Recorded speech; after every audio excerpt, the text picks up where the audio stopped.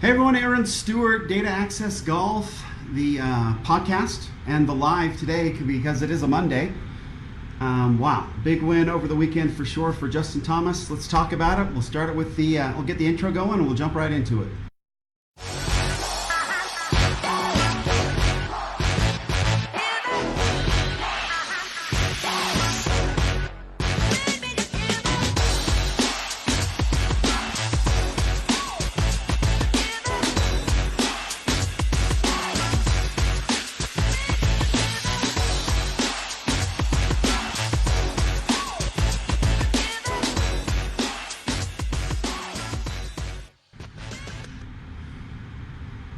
Whoa, that's not good. There we go. Lost me there for a little bit. Got the webcam on. So thanks for joining me today. Aaron Stewart with Data Access Golf. We've got, wow. I'm interested to see how these playoffs finish out. I got to say, it was quite the tournament yesterday. It was Patrick Cantlay did not make it easy on Justin Thomas, and he said as much. I think we could all kind of see it in his posture and things, that he was a little bit worried about how Patrick Cantlay was playing, and super impressive. I thought it was a great round of golf to watch. It was a great finish for sure. So obviously big changes then with the FedEx Cup this year with the playoffs, and I like the idea of East Lake sort of being the end-all be-all, where if you win the Tour Championship, you win the FedEx Cup, it's just all done and it's over.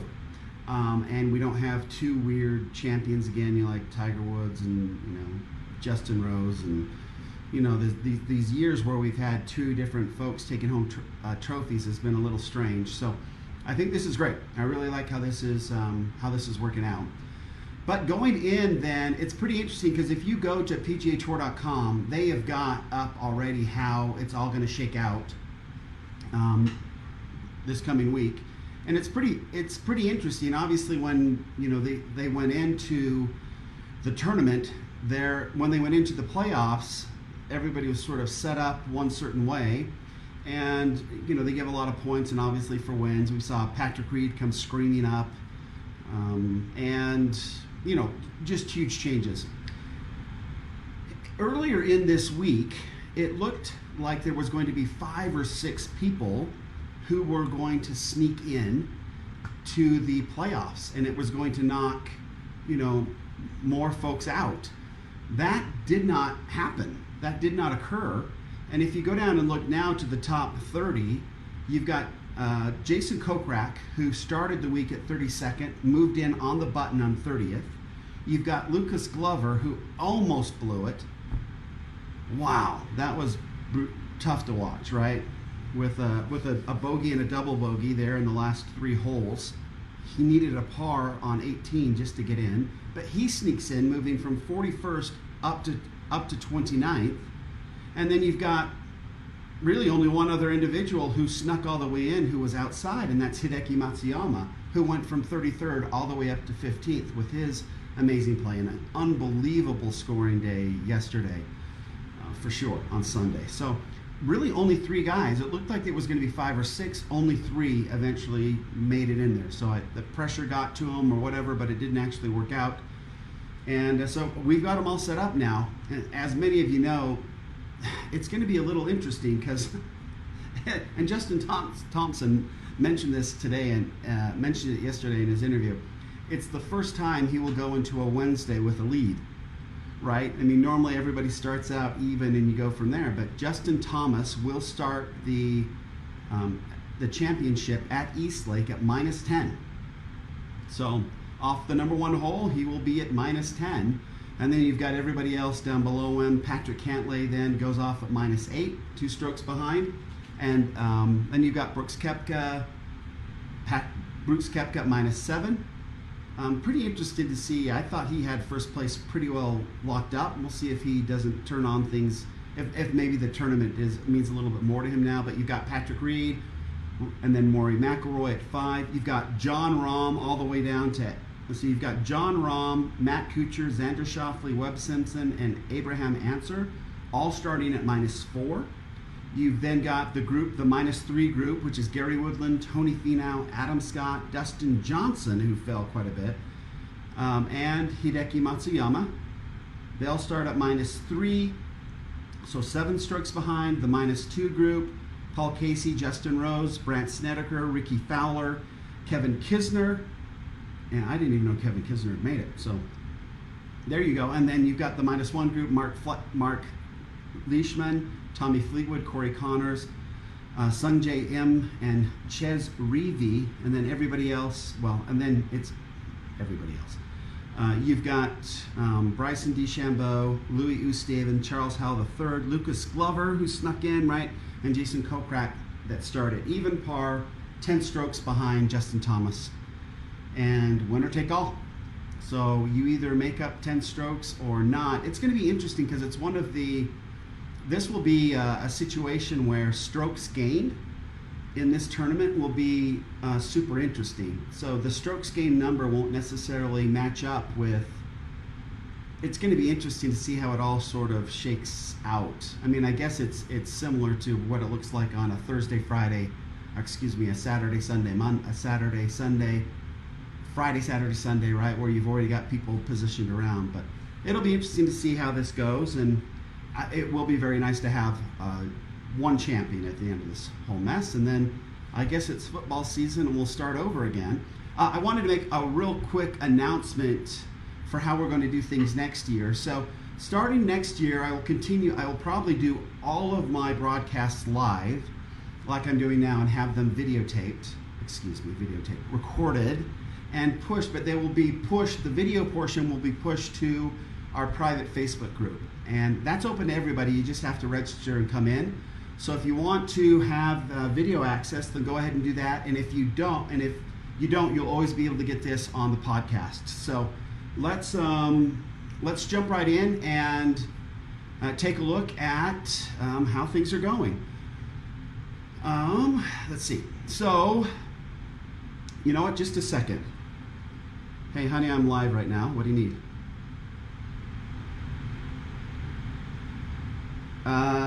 Wow, I don't really want to say that live. Yeah, I'll text you right now. So sorry, folks. Okay, thanks, hon. Okay, all right, bye.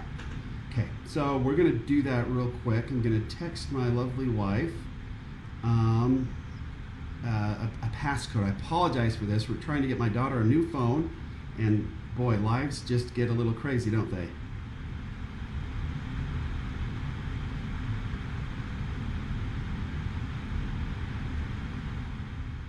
Okay, so let's see. All right, sorry about that. So let's jump right in. This is where we like to go over and we'll review what Justin Thomas was able to accomplish this week, and we'll figure it out. She's still texting me and to see what it will be. Okay, so here we go. Let's go ahead. I'm going to bring up the screen here. We'll go through and kind of do what we always do each week. We'll look at not only what Justin Thomas did, but we'll look at what did did that not work?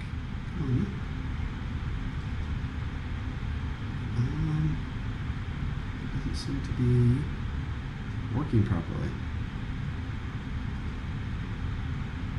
Let's see here.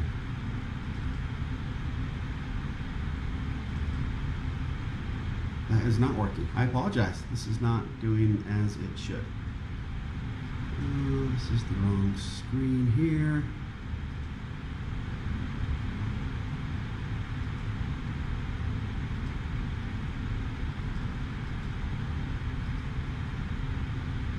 I don't know what's going on with it. Okay, it should be fine now.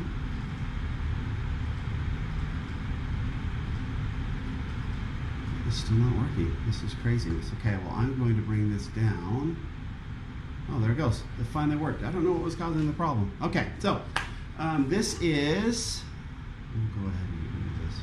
So Justin Thomas obviously winning the PGA Championship, the BMW Championship. So just a little bit that we picked up about Justin, courtesy of Wikipedia, but he has been the former number one. Born in Louisville, Kentucky, third youngest to make the cut in a PGA Tour event, which I thought was pretty cool. At 16 years of age, 3 months and 24 days. And he played college at the University of Alabama. I think pretty much anybody who's ever listened to him talk knows that he follows Alabama football, that he loves, that he likes to say Roll Tide. So he is Alabama Crimson Tide through and through. And he won 6 times as a collegiate player, 6 tournaments. As a freshman, he won the Haskins Award as the most outstanding collegiate player, which I thought was pretty cool. And then he has 10 PGA Tour wins, as we heard. I don't know how many times they said that yesterday after he won, but he's got 10 wins, 1 major, the 2017 PGA. He's won 1 World Golf Championship, 2 FedEx playoff events, which obviously he just did yesterday at the BMW. And then I thought this was sort of too. In 2010, he was on the Junior Ryder Cup team. He played on the Palmer's Cup twice in 2012 and 2013. He was on the 2013 Walker Cup, 2017 President's Cup, 2018 Ryder Cup, and obviously the 2019 President's Cup for sure. So we'll see how that goes. But yeah, just a little bit on Justin Thomas. Let's get to the next screen here. Okay, so what did this win do for Justin? Well, I thought it was interesting. We can see here his world golf rankings. He started the year at 4th and almost won at the Genesis in LA, but lost to JB Holmes. He had dropped all the way down to number 10, which sounds ridiculous. Number 10 is still, unbelievably amazing. But so yeah, he dropped all the way down to 10. And let me see if I can change this here. And let me pull that down. And I think we do a different camera there. Let's see if I do this. Nope. Sorry about that. There we go. Nope, that doesn't work either. A different camera there. There it is. Okay, sorry about that. Okay, I'm back. So world ranking with the victory, he went from number 10 all the way up to number 5, but still 1 less that he started this year at number 4. And his current FedEx Cup ranking, as we know, he went from 15 all the way up into number 1, and now takes that -10 lead going into the first round on Thursday. Excuse me, on Wednesday. Is that right? Wednesday, Thursday, Friday. No, Thursday, right? Thursday. Okay. What does this do then? This it changed the FedEx Cup rankings a lot more, obviously, than it changed the world, more than it changed the world golf rankings. But yeah, you've got Justin Thomas then moving all the way up to 1. I thought it was Patrick Cantlay played so well that it's cool to see him there sitting at 2. He's going to have his 8 strokes to go. He really wanted that number 1 spot, though, didn't he? To bump Brooks Koepka down to 3rd spot. Then Patrick Reed, Rory McIlroy, Jon Rahm, Matt Kuchar, Xander Schauffele, Webb Simpson, and Abraham Ancer had played really, really well. So really cool to see there. As far as you can see that there was some adjustments in the world golf ranking. Brooks Koepka, Dustin Johnson, Rory McIlroy, Justin Rose all stayed the same. Then you've got Justin Thomas jumping from 10th to 5th, and then that obviously bumps Jon Rahm down from 5th to 6th. Patrick Cantlay moved up 2 spots from 9th to 7th, which then pushed down Tiger Woods from 6th to 8th, right? Both Justin Thomas and Patrick Cantlay pushed Tiger Woods down, still in top 10, but sitting at 8th. Bryson DeChambeau then got pushed down to 9th. And then Francisco Molinari, kind of the big loser in all of this with everybody moving up ahead of him like that, got pushed down from 7th to 10th in the world rankings. All right, now we're going to get into some of the cool stuff. This is the stuff that I really enjoy. So we see here a screen, obviously. Legends are players that have made 90% of their cuts over the course of their career. We only look at those that have won tournaments this year, but you can see here that Tiger Woods is the only one who is a legend and continues to be. He would have to miss a bunch of cuts in order to lose this, and I think we determined it would take 7 or 8 mixed cuts going on from here in order for him to lose that 90%, and we just don't see that happening.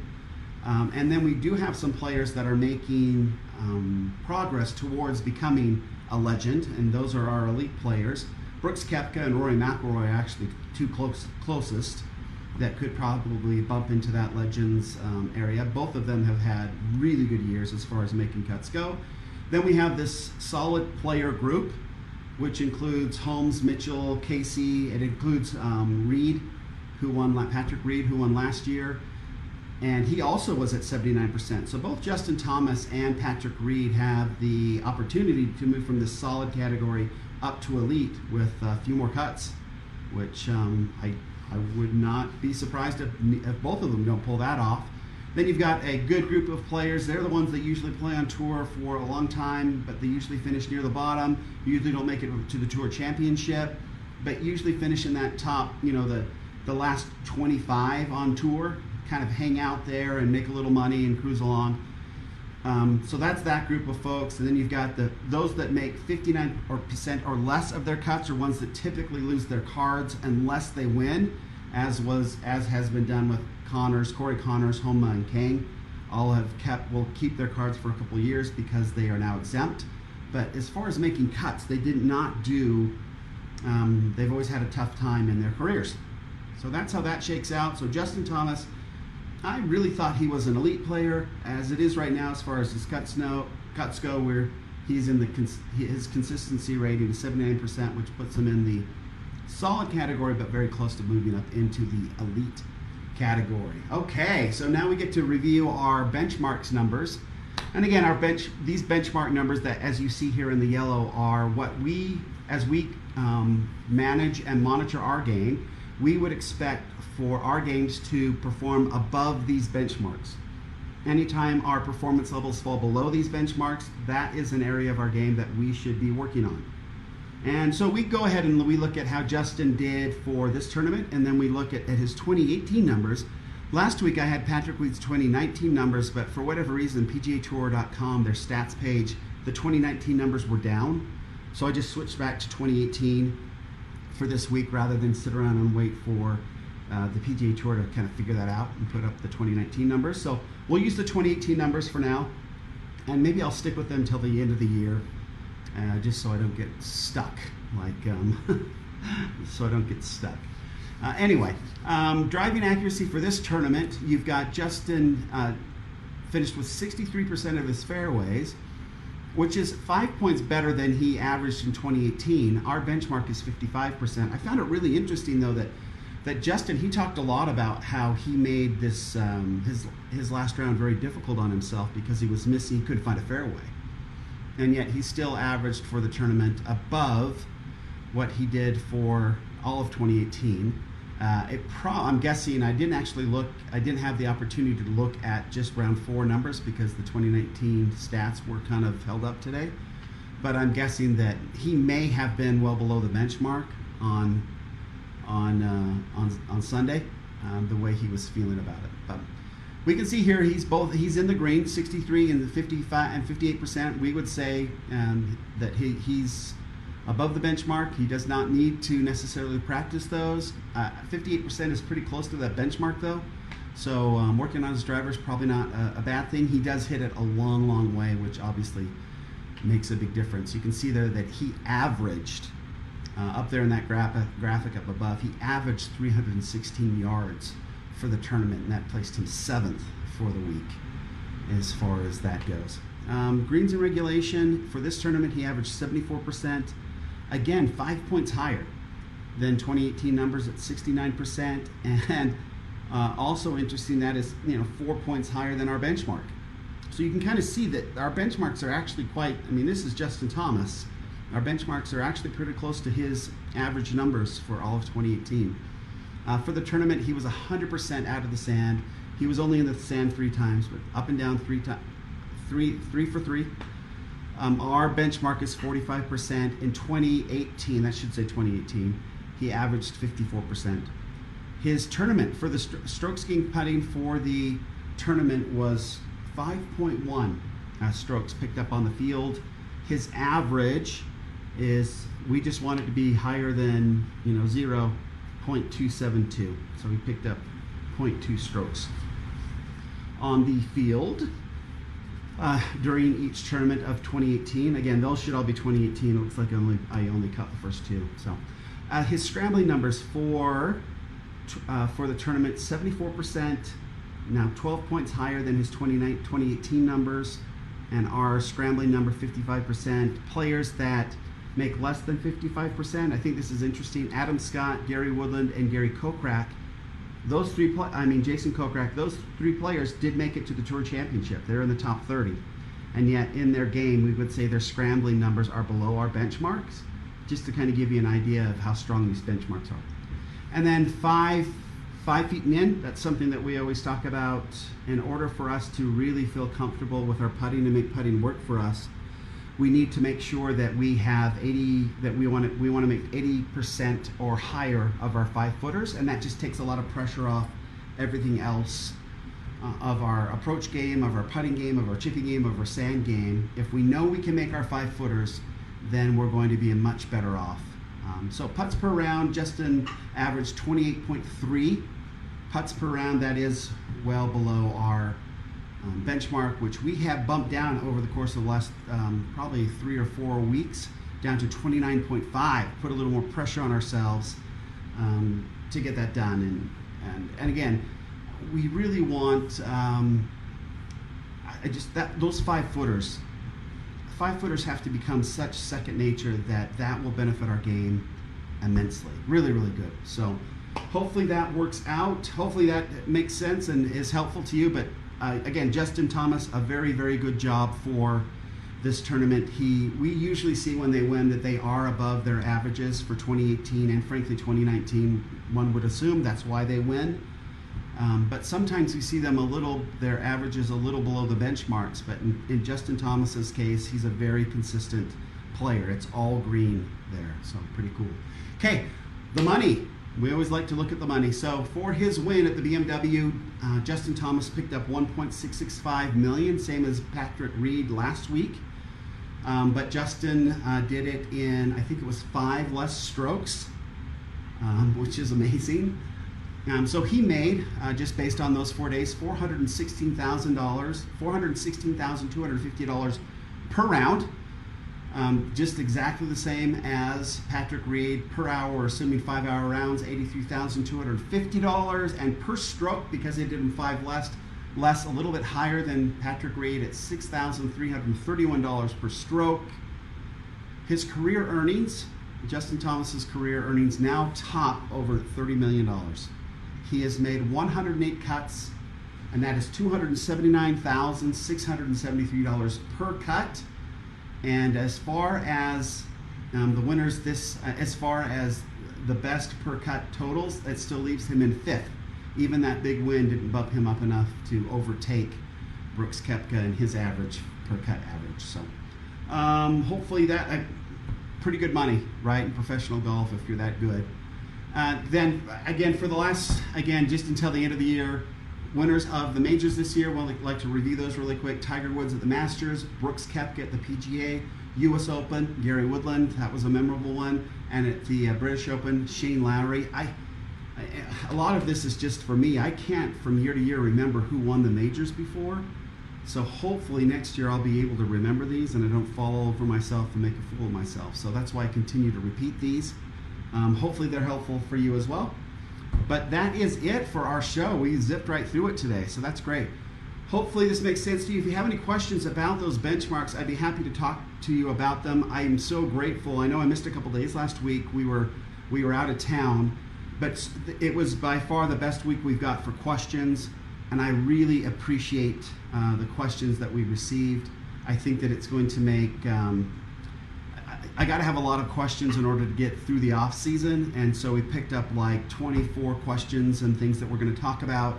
I've had some requests on looking at some different swings and doing some analysis of those swings, so we'll definitely do that over the off season, and have some pretty cool equipment manufacturers contact me about maybe doing some testing and stuff over the winter. So that would be really fun as well. So looking forward to doing all of that. I appreciate everybody who's here with me. If it wasn't for you folks, then none of these people would be contacting me and asking for my opinion. And so thank you. Thanks for watching. Thanks for listening. Comments, please find us on either Facebook at Data Access Golf, or we've got the YouTube channel also, Data Access Golf.